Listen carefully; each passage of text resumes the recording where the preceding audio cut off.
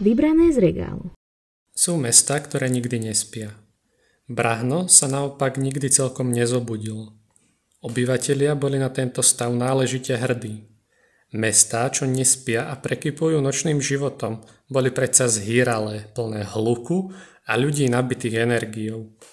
Miestni považovali Brahno za príliš civilizované na nejaké bezduché hýrenie. Tu sa pracovalo. Ak máte počas práce priveľa energie, niekto by vás mohol obviniť z toho, že svoju prácu nerobíte správne. Alebo horšie, že jej máte primálo.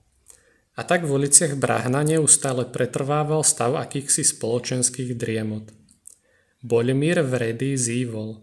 Nie preto, že by bol unavený, ale preto, že sa to od ťažko pracujúceho príslušníka mestskej stráže na nočnej zmene jednoducho očakávalo.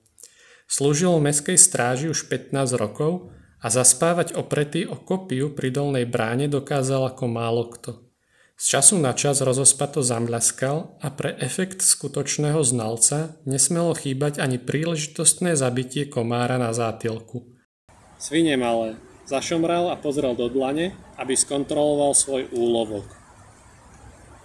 Počuli sme úryvok z knihy Pliaga od Martina Hatalu a ak sa vám tento úryvok páčil, príďte 30. septembra o 5. k nám do Krajskej knižnice a budeme pokračovať v tomto veselom, vtipnom, zábavnom, satirickom príbehu.